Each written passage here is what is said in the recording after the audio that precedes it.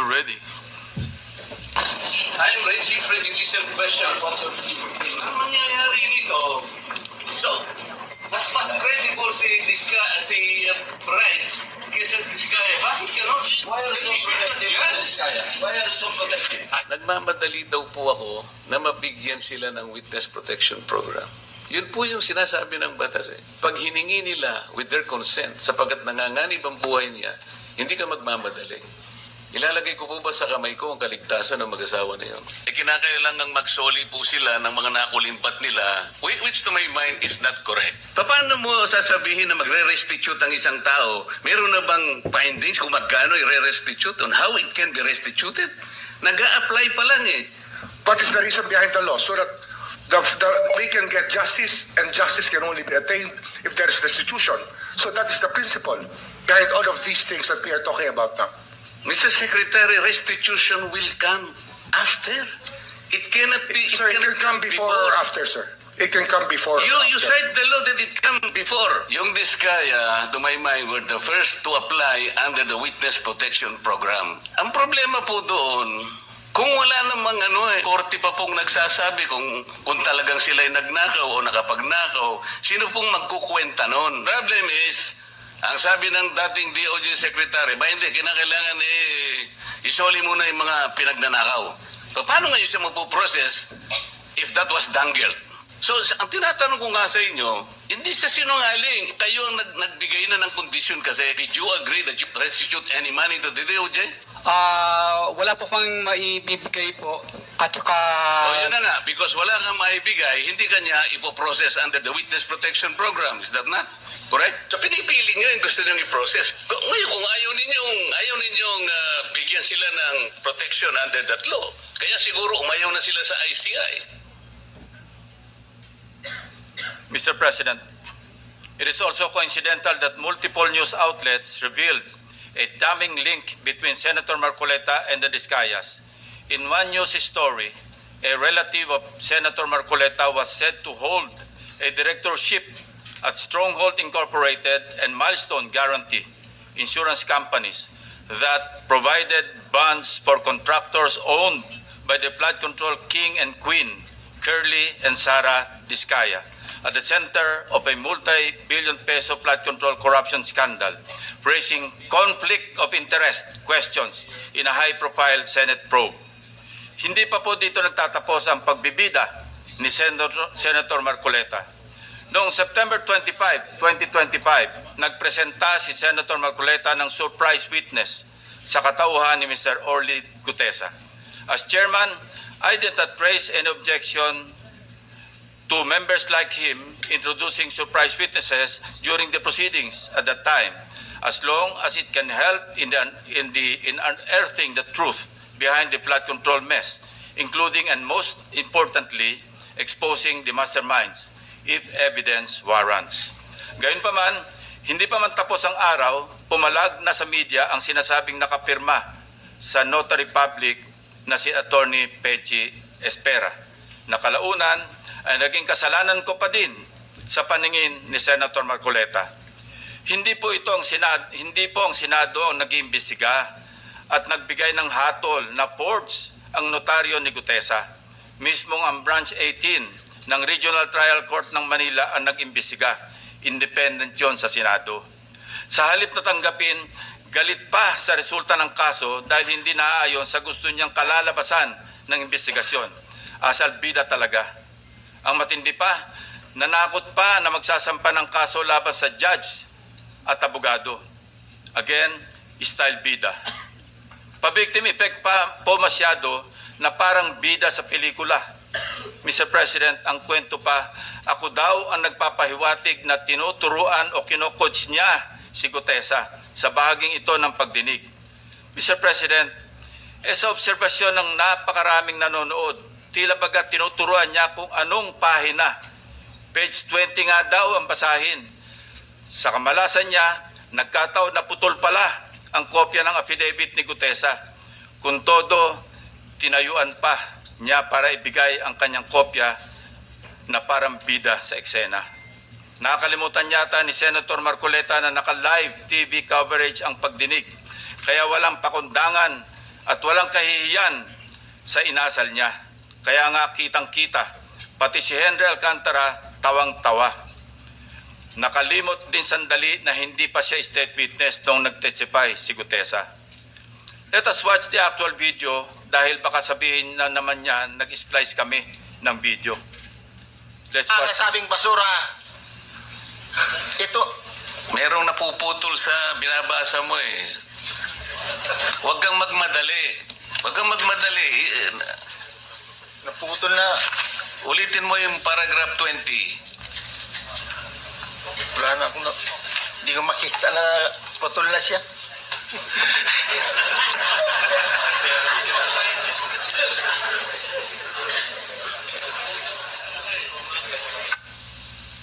I strongly deny that I made mention of him coaching Gutesa, Mr. President. Ulitin ko, sakaling hindi pa rin talaga magets, tinanggap pa rin ng komite ang sinumpang salaysay ni Gutesa bilang valid at bahagi ng record dahil sa katotohanan siya ay personal na humarap at nagpatunay under oath ng nilalaman ng kanyang affidavit. Ang masama, Mr. President, tinanggap naman natin sa record ang testimonya ni Mr. Gutesa. Hindi pa rin tumitigil sa kakareklamo si Senator Marcoleta. Mr. President, ang tunay na issue hindi ang forged na affidavit kundi ang biglaang pagtatago at pagkawala ni Gutesa. For the information of this body, Mr. Gutesa, who was presented as a witness by Senator Marcoleta, has been unavailable since his initial appearance. Moreover, the committee made the option for Senate protection available to him, but he declined as evidenced by his signed waiver. And we are dutiful in locating him, Mr. President. Pinuntahan namin ang lahat ng addresses para mayabot ang imbitasyon ng komite and even rigorously visited our CCTV camera footage. Again, displaying his obsessiveness for the nth time, Senator Marcoleta even lambasted me by implying that I was surveilling his office. Galit na galit. Samantalang nais lamang nating matukoy kung sakaling may kasama si Mr. Gutesa nang dumating sa Senado upang sa gayon ay magkaroon tayo ng lead kung paano siya muling maimbitas sa susunod na pagdinig. Hindi ko na nga pinalaki ang aking mga obserbasyon sa paksang ito, Mr. President. Sa halip, sinubukan pa rin naming hingin ang kanyang tulong sa paghahanap kay Sergeant Gutesa. Again, Senator Marcoleta in his TV show ranted against me. Let's watch. Tatanungin ko siya, bakit mo kinur sa akin ito? Iniinsulto mo ba ako? Parang insulto naman sa akin yun. Ba't mo ikukur sa akin? Sino ka ba? I dare ask, Mr. President, if a committee member brings a witness bearing such damaging allegations, does the burden of transparency not follow? Is it not just proper to cooperate with the committee regarding his whereabouts?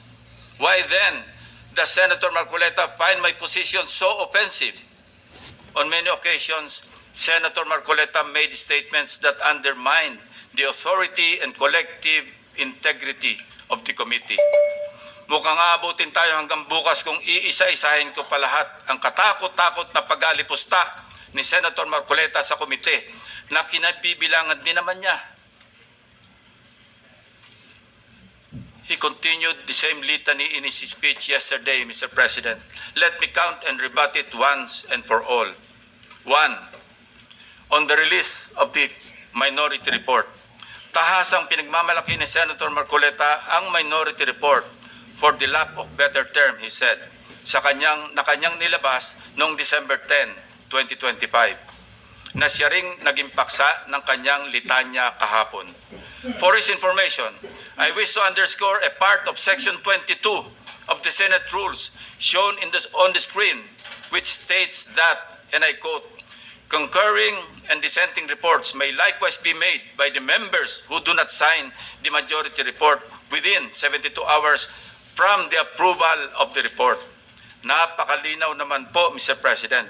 Concurring and dissenting reports may be made 72 hours after the committee report has been approved by the majority vote of all its members. Siya na nga itong gawa ng mga bagay na wala naman sa alituntunin ng Senado. Pagkatapos, ako ang pagbibintangan niya na epal. He even had the audacity to declare, and I quote his speech, a submission anchored on the same hearings, 3 of which he actually presided, the same resource persons, and the same affidavits. Masasabi ba niyang pangbasura lang din ang lahat ng yun? At this point, Senator Marcoleta must know that rhetorical fallacies do not amuse me, Mr. President. If the release of this so-called minority report and its contents did not amount to a direct affront to the chairman and to the committee as a collegial body, then I am not sure what is. May I also emphasize, Mr. President, that this same report brazenly stated that, and I quote, the BRC, Blue Ribbon Committee, cannot and should no longer compete with the National Prosecution Services and eventually the judiciary in finally disposing of these cases, unquote. Clearly implying that the committee must conclude its proceedings. Mr. President, sino ba siya para pangunahan ang chairman at ang mayorya na miyembro ng committee? Wala sa lugar, wala sa hulog. Saganang akin lang din naman, kagulat-gulat po ba ang naging reaksyon ng representasyon na ito na walang lugar ang ulat na yan kundi sa basurahan? Kayo na ang humusga, Mr. President. Number 2, let us go to the BRC draft partial committee report na pinamahagi ng komite noon pang ika-11 ng Pebrero nitong taon, na sa mismong araw na ito ay 1 buwan na ang nakakalipas, na siyempre ay laman din ng only reklamo ni Senator Marcoleta. Anya, ang natanggap ng kanyang opisina ay isang PDF file or document na may watermark ng bawat opisina na nakatanggap nito na wala man lang daw pirma ng chairman ng komite. Natural, walang pirma dahil advance copies lang naman ang pinadala namin sa opisina ng lahat ng members. Common sense naman po, Mr. President, na binigyan ng soft copy ang bawat miyembro upang madaling mabasa at mapag-aralan ng ang lahat ng nilalaman nito simultaneously. Properly informed naman po ang mga staff ng mga senador na available mula sa aming opisina ang pisikal na kopya na lagpas 400 pages ng committee report upang mapirmahan sa hudyat ng mga ginagalang na miyembro ng komite. Ang ating inisyatibo upang pabilisin ang tamang proseso ay talagang masama pa rin sa paningin ni Senator Marcoleta.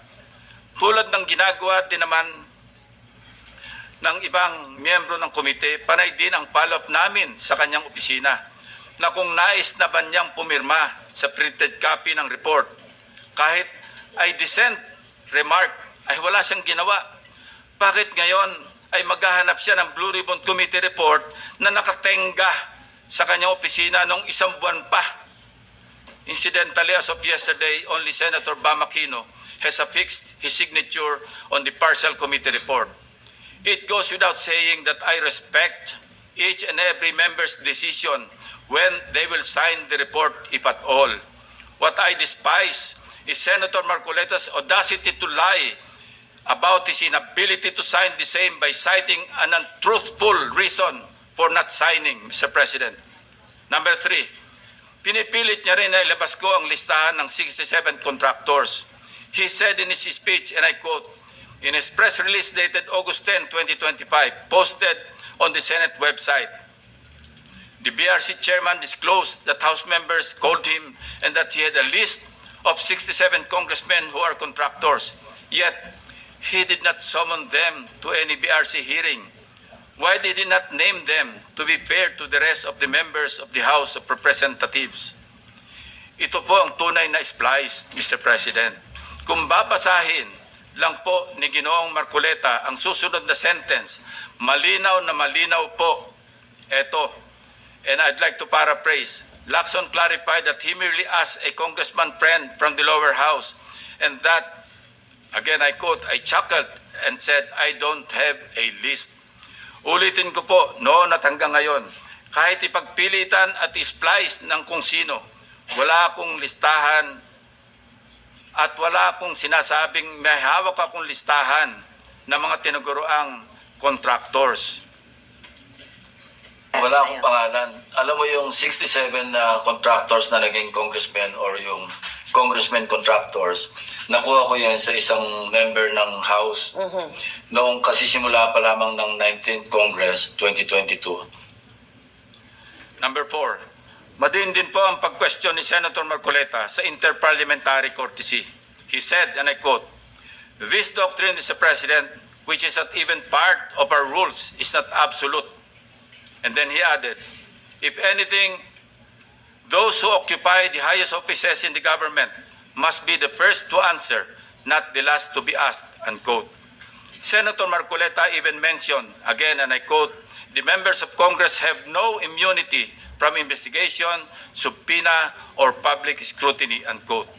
Mr. President, hypothetically, if the House of Representatives initiates an investigation on Senator Marcoleta's statements of contributions and expenditures, or SOSE, over an alleged discrepancy, would the Honorable Senator stand by his position to disregard interparliamentary courtesy?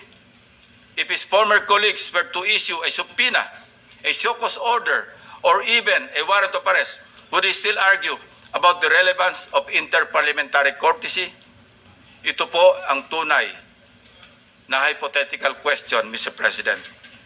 Lest we forget, 2 taon pa lamang ang nakakalipas, siya mismo ang nagsisisigaw sa House of Representatives at nag-motion na i-terminate ang budget deliberations para bigyan ng parliamentary courtesy ang Office of the Vice President. In his words, Mr. President, Parliamentary procedures, Madam Chair, grow from or are enriched by traditions, experiences, and precedents. You may not like the person, you may not like the presence here, but you have to respect the office of the Vice President. That is all. Because that is guided by the tradition. Kahapon po, kagaya po na sinabi nila, wala nang pinagtanong sa office of the President. And that is correct. That is in line with that tradition. such hypocrisy, such double standard, such a farce that does not dignify an answer, Mr. President.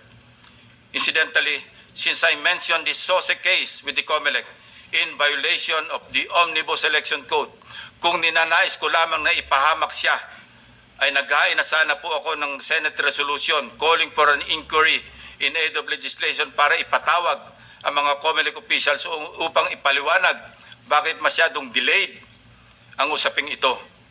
When the issue of Senator Marcoleta's failure to disclose his campaign contributors in his sources surfaced, our dear colleague tried to clarify the matter. In fact, during his own show, Saganang Mamamayan, dated November 8, 2025, he made the following disclosure. Please watch. Nelson, alam mo, mga kaibigan ko, nagbigay sa akin talaga. Alam mo, pakiusap lang nila. Isa lang. Tanggapin mo ang tulong namin sa'yo. Okay. Congressman ako noon, Kong. Kami po ay naniniwala na karapat dapat kang makarating sa Senado. Tanggapin mo ang lagang to. Marami sila. Isa lang ang kanilang pakiusap sa akin. Ano po yun? Eh sana wag mo na kaming i-disclose ang identity. Ngayon, kapag ka naglagay ako ng figure sa contribution, mapipilitan akong mag-disclose ng pangalan nila. Alam mo kung bakit? Merong kaakibat na kung tawagin ay deed of acceptance of donation. Paano yun ka ako? Contribution to eh. Hindi, sabi niya, binigay ko nga sa'yo, contribution, pero utang na loob mo sa akin yan. Ituring mo na lang na utang, sabi niya, di ba? Loan. But when he was issued a show cause order by the COMELEC, he tried to backtrack on his arguments by saying that he received those contributions when he was not yet a candidate, as defined by the decision of the Supreme Court. I guess Senator Marcoleta and his legal team thought they were being smart by being technical about when these contributions were made. Pero nakakatawa, Mr. President, ay wala nang mas lilinaw pa sa sariling pag-amin ni Senator Marcoleta. Tumanggap siya ng pera para magkaroon siya ng utang na loob sa mga taong yon. Isang maliwanag na admission against interest, ang sabi nga ng mga abogado. bilang isang abogado, dapat alam ni Senator Marcoleta na dahil dito ay shoot siya sa balde sa kasong indirect bribery under Article 211 ng Revised Penal Code dahil member siya ng House of Representatives ng panahon na yon. Maliwanag sa batas na krimen sa mga public officials na tumanggap ng pera o gift by reason of their office kahit walang pangako na particular act or omission sa nagbigay ng pera. Bakit nga ba hanggang ngayon ay hindi pa rin nilalabas ng COMELEC ang resolution ng SOSI case ni Senator Marcoleta? Number 4, as for Mr. Saldico, let me state this plainly. 2 beses nating siyang naimbitahan para personal na umarap at personal na mag-testify sa komite. He needs to appear and substantiate the statements he posted on his Facebook account. Twice, he refused, citing medical and security reasons. Dahil sa bigat at seryosong aligasyon kanyang binitiwan, hindi maaaring pahintulutan ng komiting ito na manatiling nakabitin ang mga akusasyon na hindi siya umaharap at nanunumpa sa harap ng kapulungang ito. Sa katunayan, ako pa mismo ang nagmungkahi sa ating chat group na payagan siya magtestigo sa mula sa Philippine Embassy kung saan man siya naroroon. Gayunpaman, pinarating ni Senator Ronald Bato de la Rosa mismo ang kanyang apprehension sa suhestyong ito sa pamamagitan ng kanyang text message. Nais ko rin bigyan diin, Ginoong Pangulo, nang diskusyong yon ay nangyari bago pa man ilabas sa social media ni Saldico ang kanyang mga aligasyon. Panghuli, tungkol sa isyu ng apostille. Ang isang apostille affidavit ay hindi kailanman maaaring maging alternatibo sa personal appearance. Hindi ito mapapalitan ng direct testimony at lalong hindi dito mapapalitan ang tungkulin ng isang saksi na harapin ang komite, sagutin ang mga katanungan at sumailalim sa masusing pagsusuri. Kung handa si Saldico na magbitiw ng mga seryosong akusasyon sa publiko, dapat ay handa rin siyang humarap sa atin at panindigan ang mga aligasyong yon sa ilalim ng sumpa. Ikalima, sa kanyang akusasyon sa representasyon ito kaugnay ni Congressman or former Speaker Martin Romualdez. Kung binasa lamang po ni Senator Marcoleta ang partial committee report, makikita po niya na nakapaloob na doon ang lahat ng nais niyang ipahayag. Kung hindi man higit pa, rekomendasyon para sa fact-finding investigation, AMLAC bank inquiry, and filing of freeze order petitions are for future. Kung napakarami pa niyang gustong ipaglaban at paimbestigahan, bakit siya rin ang nagsabi sa kanyang minority report na dapat tapusin na ang pagdinig? Kung sa bagay, kung mayroong isang bagay na consistent si Senator Marcoleta, ito ay ang pagiging inconsistent sa kanyang mga pinagsasasabi. As to the other witnesses allegedly not invited by the committee, it bears stressing that the committee has not terminated its hearings, contrary to the suggestion in the so-called minority report. The intention at this stage is simply to have the partial committee report filed and sponsored in order to reflect the evidence received thus far and to allow the committee to consider the next steps, taking into account the views of the members on other areas that may be pursued as the path forward toward the eventual conclusion of the hearings. As to the other matters raised under the rules of the Blue Ribbon, the chairman serves as the chief executive officer of the committee and, as such, exercises broad discretion over matters pending before it, including the invitation of witnesses. Members may suggest witnesses or move for the invitation during a hearing, and if such motion is approved by the members of the committee, the same will, of course, be respected by the chair. Pang-anim, sa kawalang kamatayang i-give up ang KIG remark na umabot din sa isang full privilege speech upang ipangalandakan na ako ay nasa likod ng pag-splice ng kanyang video upang siya ay siraan. His statement, and I quote, verbatim, Mr. President, ang gawin natin po para madali, i-give up natin ang KIG. Then, mako-coordinate na natin lahat, unquote. Is that merely suggestive, Mr. President? Ito ay kasing kintab ng bumbunan na nasinagan ng tirik na araw sa tanghalin tapat, Mr. President. Sapat na ang kanyang hindi matapos-tapos na paliwanag na kesyo hypothetical daw, kesyo joke lang daw, ayon sa kanyang mga pahayag at kalaunan ay gusto pa niya amyendahan o i-correct ang journal ng Committee on National Defense of the Commission on Appointments. Mag-iingat po tayo rito, Mr. President, sa kanyang gusto mangyari. Your Honor, being the chairman of the Commission on Appointments and some of us here as members, we must study diligently the legal implications of Senator Marcoleta's motion now pending before the Commission on Appointments. Anyway, going back to his, i-give up natin yung KIG statement na in-splice ko daw, na marin kong pinabubulaanan. Ang masasabi ko bilang analogy sa kanyang sitwasyon ay ganito. When one looks the same as when he does before going to bed at night, how can there be splicing? Inversely, Mr. President, when one looks different going to work during daytime from before going to bed at night, that's when splicing becomes evident. Matanong ko lang po, sino ngayon ang magaling mag-splice, Mr. President? Hindi ko kasalanan ng mga salitang nagmula sa sarili niyang bibig. May tawag nga dito ang mga Gen Z.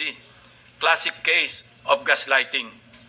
Number 7, sangkatutak na ang mga pahayag ni Senator Marcoleta na napakalinaw na hindi pumapabor sa ating pambansang interes. Sangkatutak na rin ang mga nagbigay ng kanilang mga negatibong reaksyon. Ngunit sa hulit-huli, ako pa rin ang sinisisi ni Senator Marcoleta. He even went far beyond by debunking and undermining the historical facts about Tomas Cloma. Senator Marcoleta said, I was all wrong when I said that this Spratlys was discovered and consequently occupied and owned by lawyer and businessman Tomas Cloma, citing the principle of terra nullius or res nullius. It was for him a historical distortion. Curiously, Mr. President, these narratives align with those of the Chinese narratives, plucked directly from the People's Republic of China's Ministry of Foreign Affairs official website, Mr. President. Let's show the slides.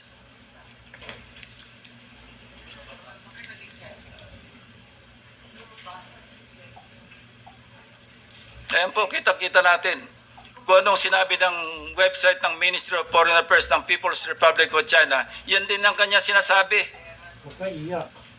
Now, Senator Marcoleta speaks of a pattern that he himself built in his head to discredit this representation. But if we backtrack the events that transpired in the past several months, one thing is crystal clear. When cornered by the fault of his own doing, he employs a diversionary maneuver, pathetically stretching the conversation, no matter how illogical, until people get drained and tired. Just as a squid squirts ink to darken the water and blind everyone around while it swims away, a person may throw out irrelevant issues, fake scandals, or emotional outbursts to distract the public from the actual evidence or the main point of an investigation. After all is said and done, I am tempted to ask these questions, Mr. President. On the West Philippine Sea, which side of the South China Sea is Senator Marcoleta on?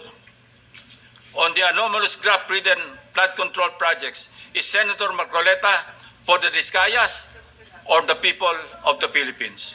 I think we know the answers, Mr. President. Thank you, distinguished colleagues, and thank you, Mr. President. Majority Leader.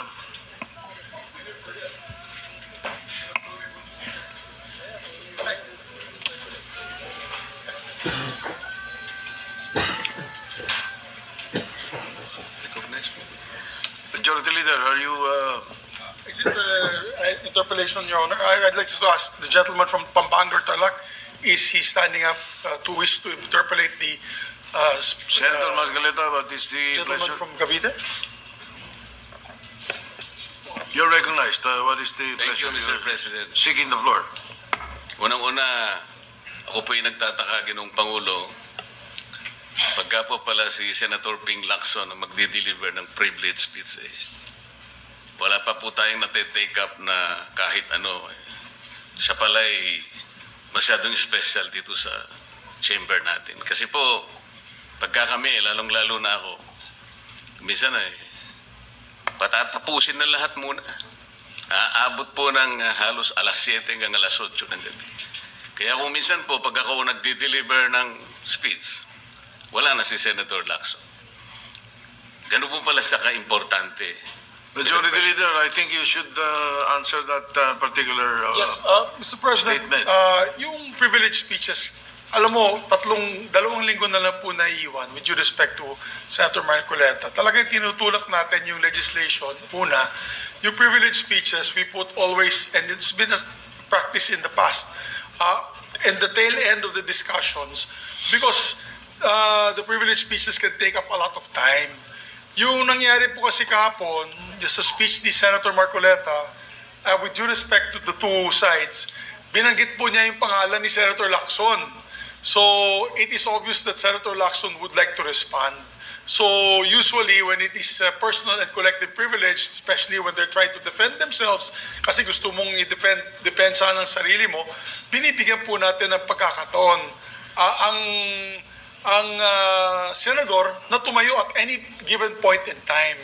Kaya kung sinabi din po sa akin ni Senator Marcoleta kahapon na ito po ay personal and collective dahil galit ako kay Senator Lacson, ginawa kong agad-agad. Pero hindi po niya kwento sa akin ano yung purpose ng kanyang speech. Kaya nung linapitan niya po ako for speech, binabigyan po natin Senator Tulfo muna, pagkatapos si Senator Tulfo, Senator Marcoleta naman po.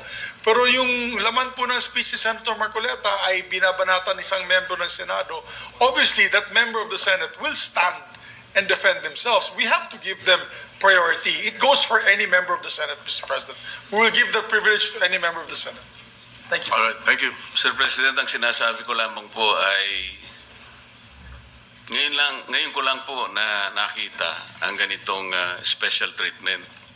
Hindi ko naman sinasabi, Sir President, na lahat ay ganito.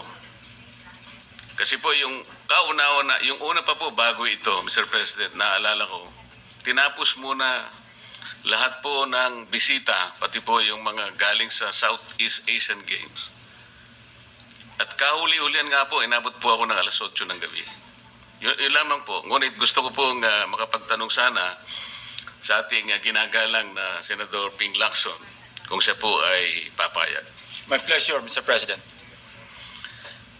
Hindi ko po alam, Sir President, Your Honor, kung paano ko, sana ko mag-uumpisa sapagkat hindi ako ang subject matter nung aking diniliver na privilege speech kahapon. Kaya kung sagutin at iisa-isahin sa inyo, ngunit ang nangyari, parang ad hominem ang nangyari. Sa akin po, natutukoy lahat ang inyong privilege speech ngayon, samantalang ang inaasahan ko ay sasagutin nyo yung privilege speech kahapon. Kasi kung ganun pong mangyayari, Mr. President, malilihis na naman po tayo sa inaasahan ng ating mga mamamayan. Dito lilitaw ngayon ang nauna pong mga patakarang nakita ko sapagkat kailanman hindi natin makakalimutan at huwag nating kalimutan na talaga pong nilimas po ang kabangbayan. Yun po yung gusto nating pag-usapan dito. Kung sasagutin ko po ng isa-isa ang ibinibintang po ninyo sa akin, maliliis na naman po ang pinag-uusapan na kailangan na po ng taong bayan na malaman na po ang katotohanan. Sino po ang may pakana? Sino po ang mga mastermind sa nangyaring nakawan sa ating kabangbayan? Ito po ay hindi pangkaraniwang pagnanakawan, Ginoong Pangulo. Yun po ba ang gusto niyong mangyari, Ginoong Ping Lacson? Negative po. Sigurado hindi po yun. Bakit Kayo po? po naglilis. Sino pa po nagsimula nito? Nung una Bakit po po? privilege speech ninyo, hindi ko na sinagot kasi ayoko magkagulo. Pero enough is enough. Kahapon, nanonood ako sa aking opisina, gusto kong bumaba, kaya lang malalim na ang gabi at ayoko maabala yung trabaho sa Senado. Kaya nagsabi ako sa ating Senate President, at ito'y na-manifest niya kahapon, narinig ko, na I was told na sasagot ako ngayong araw na ito.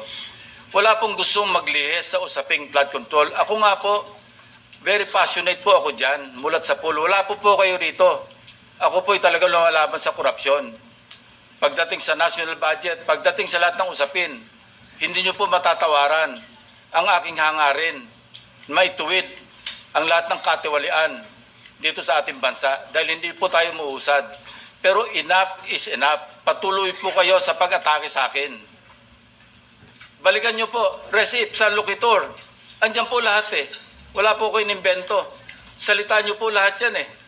Sabi nyo, iniinsulto ko kayo. Sagutin nyo po. Totoo po ba o hindi yung ating napanood sa mga video? Totoo po ba o hindi yung aking mga binanggit? Tapos na po kayo. Tapos na po. Kasi po ganito May I eh. suggest that the two gentlemen address the chair instead of addressing each other. Sorry, Mr. President. Pagpaumanhin po ninyo, Ginoong Pangulo, ngunit nakakalimutan po ng ating Senator Ping Lacson na siya po ang nagumpisa sa ngayon lang eh. Ako raw po ay defensor ni Diskaya. Palagi niyang ipinipilit yon. Hindi niya makalimutan ang sinabi ko na nung ako po ay nasa Blue Ribbon Committee, tungkulin ko po kasi na ipaglaban ang sino man, witness man siya, resource person, siya po ang kauna-unahan na nag-apply ng Witness Protection Program. Sa aking palagay po, nung panahon na yon, ay kakailanganin namin siya sapagkat mga pangalang malalaki ang dapat na makuha natin. Hindi naman siya, ang ibig ko sabihin, si Diskaya po ang mismong nagbigay po ng kanyang kagustuhan. Nung una po, Mr. President, ayaw ko nga maniwala sa kanya. Kaya sinabi ko sa kanya, gumawa ka ng sulat, kahit sulat kamay, para sa ganun, walang masabi ang iba na parang ako pang nag-initiate sa'yo dahil hindi kita kakilala. Kailangan malaman muna natin kung ano ang laman ng iyong testimony. At kailangan ma-determine natin kung talagang meron kang may kukontribute na mga pangalan. Kasi importante na lumitaw ang mga pangalan ng mga taong talagang utak ng pagnanakaw na ito. Yun po ang pinag-umpisahan nun eh. Dahil mabigat ang kanyang gagawin, Mr. President, nakita ko sa kanya kagustuhan na siya sumailalim sa Witness Protection Program. Kinilala ko naman yun, Mr. President. Malalagay nga sa alanganin ng buhay niya. Yun po naman yung nakalagay sa batas eh. Bakit ngayon aakusahan ako na ako pa ang nagdidepensa sa kanya? Nandun naman po sa batas eh. Kaya nga po nang ipilit po ng ating DOJ Secretary na pinipilit niya magkaroon ng restitution, sinabi ko huwag mong gagawin yan. Wala naman sa batas yan eh. Ipipilit ninyo sa pamagitan ng memorandum ninyo na kahit wala sa batas para siya maging katanggap-tanggap na witness protection program witness, ay gagawin niyong mag-restitute siya. Wala po sa batas yun, Mr. President. Yun po yung nilalaban ko. Kung napagkamalan niya na dinidepensahan ko, hindi po pwedeng ganon, Mr. President. So ngayon, hanggang ngayon, pati ba naman ang asawa ko na independent director, kakalantariin pa rito. Saan ba natin pag-uumpisa ng pag-uusap na ito? Pagkatapos, ipipilit na naman ninyo yung Kalayaan Island Group. Ano po ba patakaran dito, Mr. President, Ginoong Lacson? Kailangan bang samot-samot ang gagawin mo para sa isang privilege speech? Kayo po'y matagal na sa Senado. Alam ko po, kabisado nyo yung patakaran dito. Ang isang privilege speech na katutok lang sa isang subject matter. Pero ang gagawin po ninyong samot-samot ito, at pagkatapos ay mag-uumpisa kayo na para bang ang nilalaman ng privilege speech ninyo puro ad hominem. Wala po tayong matatapos dito. Ang hangarin po natin dito ay yung subject matter na pinipilit natin sapagat ito po ang hinihintay ng taong bayan. Kung sasagutin ko po ng isa-isa at ang iba po'y sinagot ko na, ay lalayo po tayo. Ang aking pong tinatanong sa aking privilege speech kahapon, ay bakit parang hindi ninyo pinagbigyan ang ibang mga tao na napakarami nilang dapat sabihin para sa ganun malaman natin ang katotohanan. Kayo po ang nagsabi, Senator Lacson, Mr. President, napupuntahan natin lahat ng lugar na kung saan ang ebidensya. Hindi po ba kayo po ay nagpahayag noon dito sa plenaryo, Mr. President, Senator Lacson, na sinabi nyo na ang presidente ay name drop ni Yusek Bersamin. Hindi ko man lang po nakita yung kanyang katauhan na ipinatawag nyo dito. Samantalang napakalaki ng dapat niyang ipaliwanag sapagkat kayo po ang nagsabi sa pamamagitan ng pagtitiwala ninyo sa ibinigay na testimony ni Yusek Bernardo na niname drop niya ang presidente. 100 billion pesos po pinag-uusapan dito na kung saan ang porsyentong tinanggap nila sang-ayon din sa inyong pagpapahayag ay 8 billion pesos. Nagtataka po kami, ang taong bayan, hindi nyo man lang pinatawag si Yusek Bersamin. Nagtataka din po ako. Alam po ninyo ito. Nakiusap. Nagpresenta si ex-Governor Chavit Singson. At iminungkahi ko po sa inyo. At ang sabi nyo, sige po, sa susunod na pagdinig natin, ay iimbitahan natin siya. Sapagkat marami raw siyang gustong ibahagi sa ating pagdinig tungkol sa mga project sa Ilocos. Ngunit hindi po nyo tinawag. Yun po yung pinagtataka. Ito po yung gusto ko sanang sagutin ninyo. Sa akin po, wala nang kwenta kahit na ako'y patutsadahan ninyo na ganito ako, ganito kami, ganyan. Hindi na po mahalaga sa akin yun eh. Ang mahalaga po, Mr. President, ang taong bayan ngayon na naghihintay ng kasagutan sa maraming katanungan nila kung magagawa pa natin na buklatin lahat ang dapat buklatin. Kilalanin kung sino dapat kilalanin. Ang gusto ko pa po sana, Mr. President, sana sagutin po ninyo, Senator Lacson. May I respond, Mr. President? May I respond, Mr. President? Yes, please, go ahead. Mr. President, Your Honor, have you read the partial committee report? Ganito po ang nangyari, Mr. No, have you read the President. partial committee report? That is my question, Mr. President. Binasa ko po, ngunit hindi ko po magawan ng paraan kung paano ko po itatrato. Kasi kahit na po ganun ang nangyari, tiningnan ko po eh. Kaya lang, sabi ko sa mga staff ko, nung mag-meeting kami, bakit ka ako wala man lang pirma ito? Ito po'y taliwas po sa inyong ipinahayag kahapon. Sinabi nyo President, rito, If I may be natanggap allowed, ko. Mr. President. Patapusin niyo muna ako para may paliwanag ko kung bakit hindi man lang ako sumagot sa inyo dito sa ibinigay niyong material na ito. Kasi sinabi po ninyo, for one, I have it on record that his office already received a copy of the BRC Parcel Committee report as early as February 11, both hard and soft copies, but he has not signed it, even with I dissent remark. It follows that as chairman, I was first to sign before routing the same contrary to his claim that I did not. Kahapon lang po namin nakita ito, Mr. President. Pero hawak ko po dito yung pinrint naming kopya na nakuha lang namin sa isang link sa PDF document. Kami lang po nagprint nun. Wala pong pirma. Mr. President, we assume that it came from the office of Senator Lacson or probably from the Blue Ribbon Committee. I would not assume otherwise. So sabi ko, kung walang pirma ito, wala man lang covering letter, ano bang gagawin namin dito? Gagawin ba nating banderitas ito? Ganun po ba yung pagbibigay ng isang importanteng dokumento? Kung inaakala po yung importante ito, eh bakit wala naman pong pirma man lang? Sa akin palagay, hindi po ganun ang pagtrato sa amin bilang miyembro ng Blue Ribbon Committee. Dapat man lang sana, kahit na initial nyo lang po at meron siguro kayong instruction doon, anong gagawin namin dito? Now, before Senator Lacson responds, Will you answer the question? Did you read it or not? That was the question. Yes, Mr. President. You read it. Okay, Senator Lacson, go ahead. Yes, Mr. President. I mentioned it in my privilege speech. Binigyan po natin ng tikitig isang kopya na may watermark ng kanilang opisina. Una, nagkaroon po tayo ng isang masamang experience na nag-leak yung nauna ng ni-route na committee report. So naisip namin, para matunto natin kung saan opisina manggagaling ang leak, bigyan natin ng tikitig isang kopya.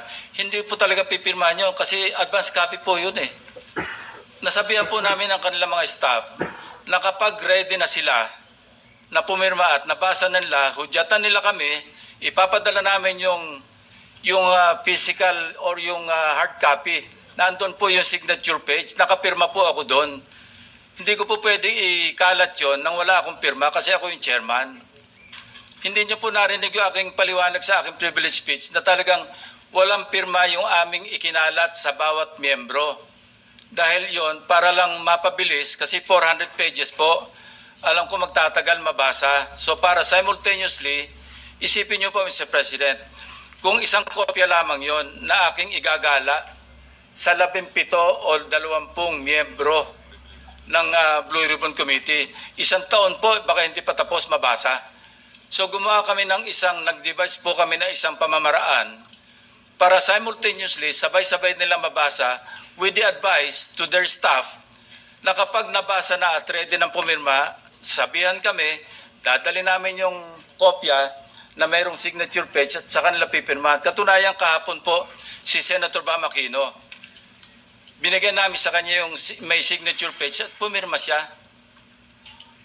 Hindi po matatapos kung yung 467 yata na pages, iisa-isahin namin iikot. Mahirap po.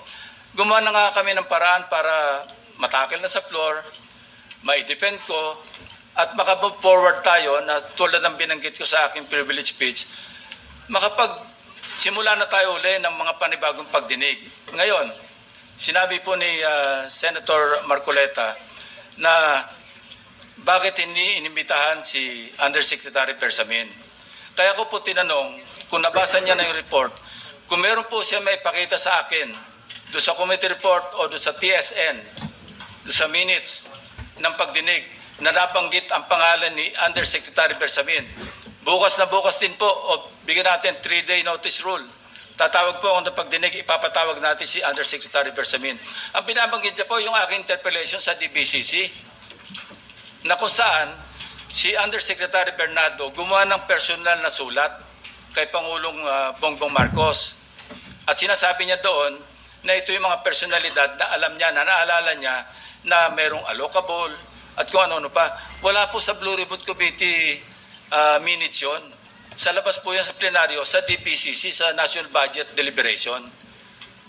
So kung may papakita po sa akin ng ating kasamahan, Senator Marcoleta, na mayroong isang mention sa affidavit o sa salaysay ni Undersecretary Bernardo na binanggit si Undersecretary Bersamin, di tumawag po tayo ng pagdinig at mag-motion siya na ipatawag kung sino man ang gusto niya patawag.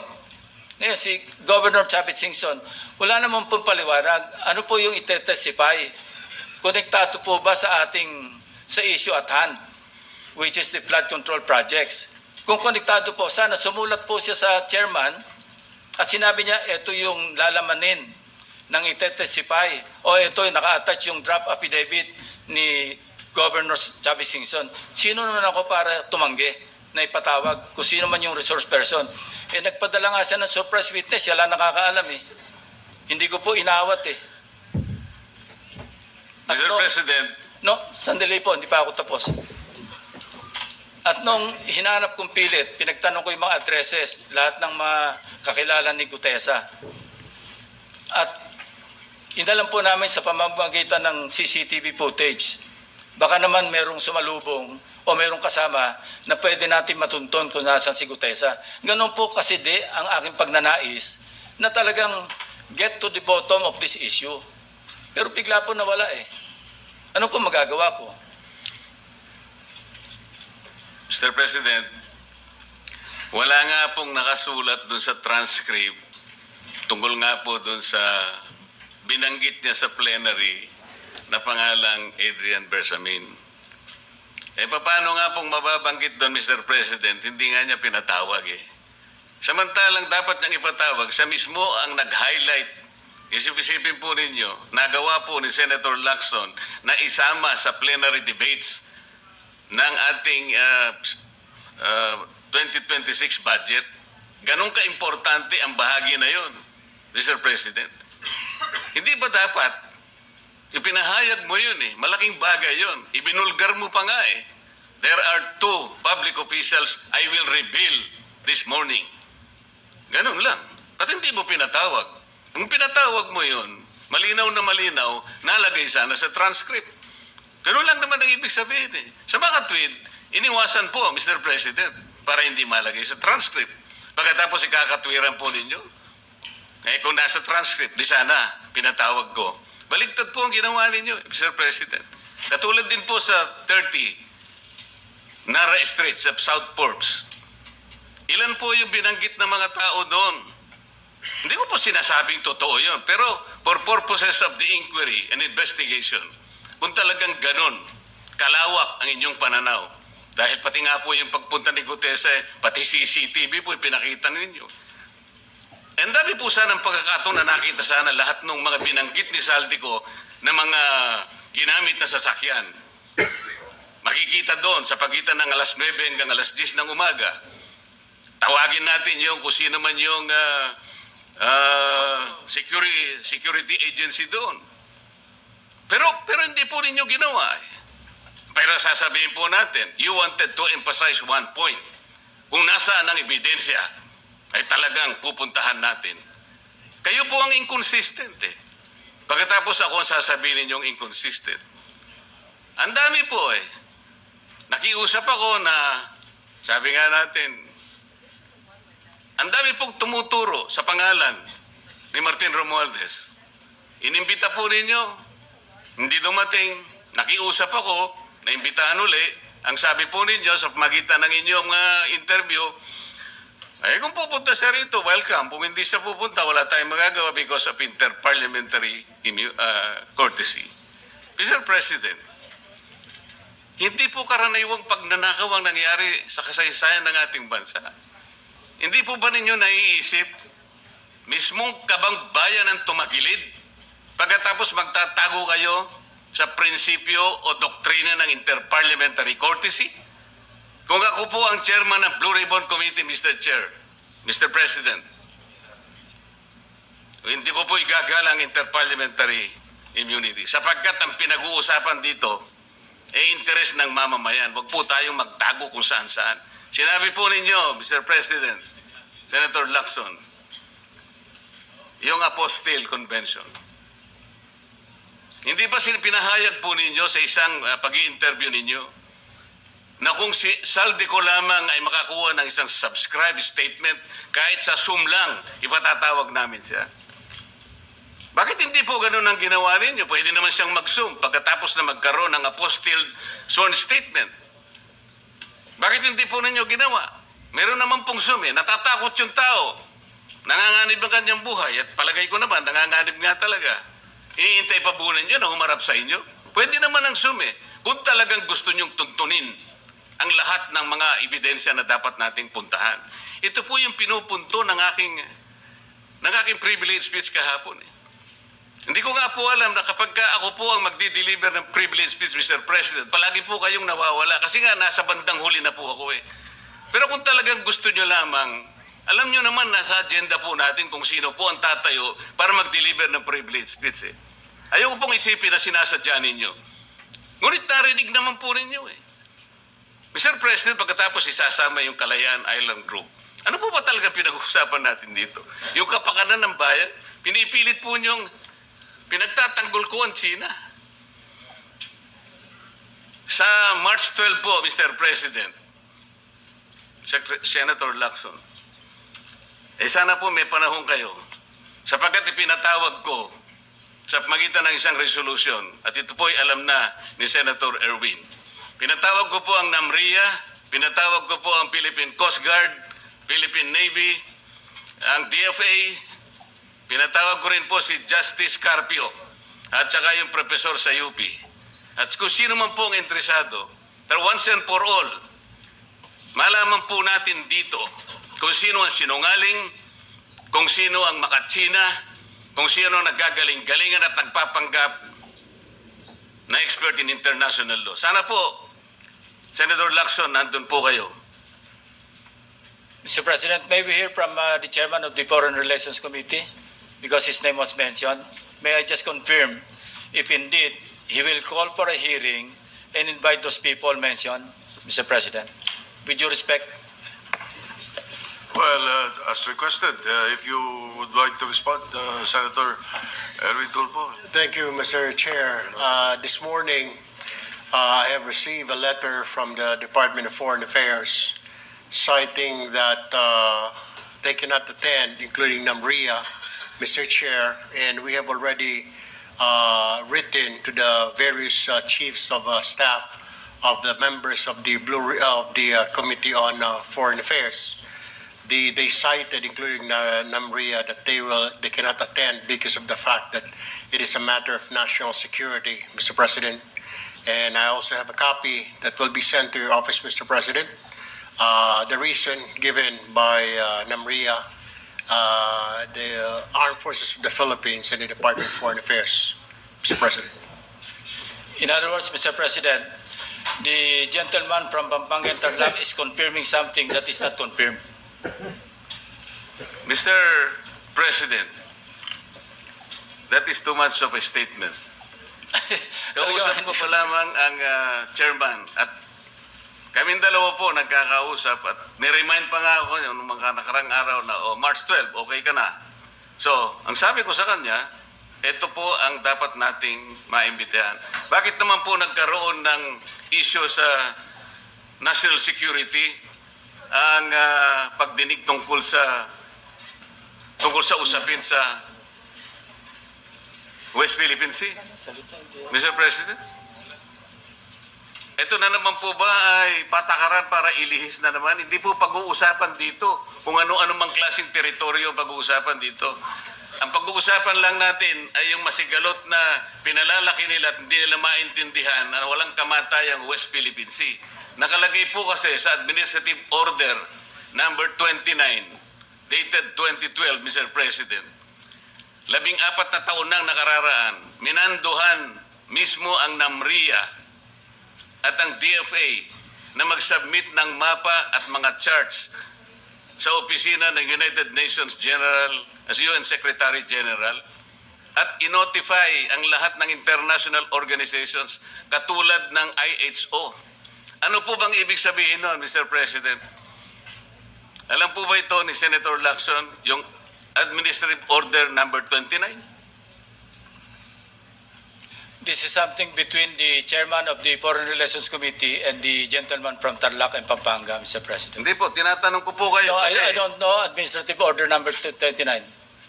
hindi po ninyo alam, sasabihin ko sa inyo. I don't Ulitin need to ko. know, Mr. President. I'm not interested.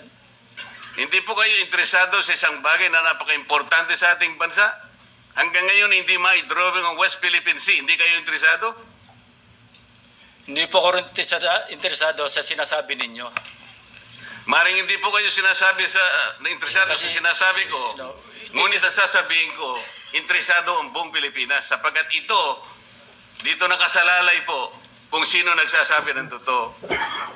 So ayaw po ninyong malaman ang totoo, Ginoong Lacson? Kasi po, Mr. President, ang ipapalabas na naman niya, yung China, may karapatan dyan sa lugar na yan. Kaya ayoko na po marinig kasi ilang beses na po natin narinig yan, medyo masakit na sa tenga eh. Alam po Kaya ninyo, sinasabi ko po, ayoko alam na po ninyo, marinig Mr. kung President, nanggagaling sa kanya, Mr. President. si Senator Lacson po ay pagkakaalam ko isang magaling na investigador. Eh ngayon po pala yung manghuhula na. Paano po niya nahula? Ang sasabihin ko ay The debate is going into Yeah. motives and all of that. So, motu proprio, the presiding officer declares the session suspended. Oo, kinampera naman. Si Ping Lacson, kakampi ni Tito Soto, Itbulaga. Itbulaga.